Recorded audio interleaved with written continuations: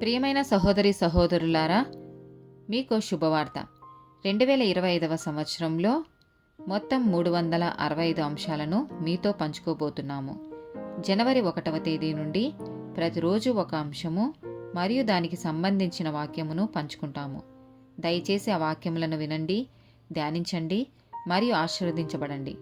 దయచేసి సబ్స్క్రైబ్ చేయండి మరియు మీ స్నేహితులతో పంచుకోండి. ధన్యవాదాలు.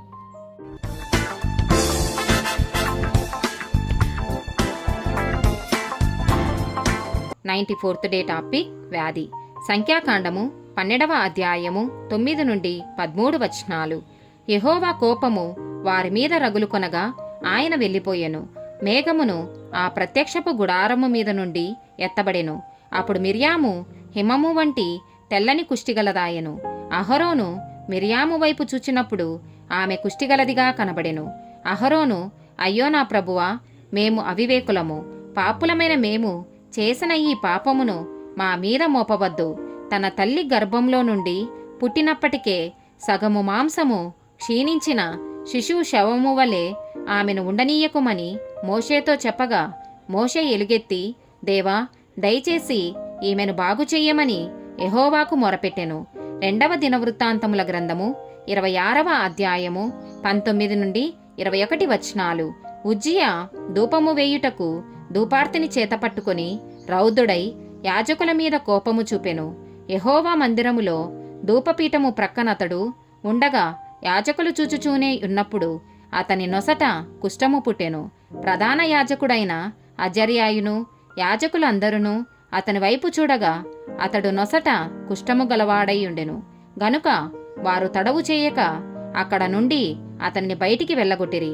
యెహోవా తన్ను మొత్తెనని ఎరిగి బయటికి వెళ్ళుటకు తానును త్వరపడెను. రాజైన ఉజ్జియా తన మరణదినం వరకు కుష్ఠిరోగి అయి ఉండెను. కుష్ఠిరోగి అయి యెహోవా మందిరంలోనికి పోకుండా ప్రత్యేకింపబడెను గనుక అతడు ప్రత్యేకముగా ఒక ఇంటిలో నివసించుచుండెను. అతని కుమారుడైన యోతాము రాజు ఇంటి వారికి అధిపతి అయి దేశపు జనులకు న్యాయము తీర్చుచుండెను. కీర్తనల గ్రంథము 103వ అధ్యాయము 2-3 వచనాలు.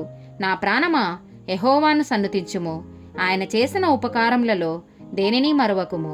ఆయన నీ దోషములన్నిటినీ క్షమించువాడు, నీ సంకటములన్నిటినీ కుదుర్చువాడు.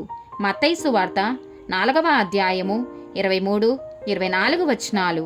యేసు వారి సమాజ మందిరములలో బోధించుచు దేవుని రాజ్యమును గూర్చిన సువార్తను ప్రకటించుచు ప్రజలలోని ప్రతి వ్యాధిని రోగమును స్వస్థపరచుచు గలిలియా అంతటా సంచరించెను.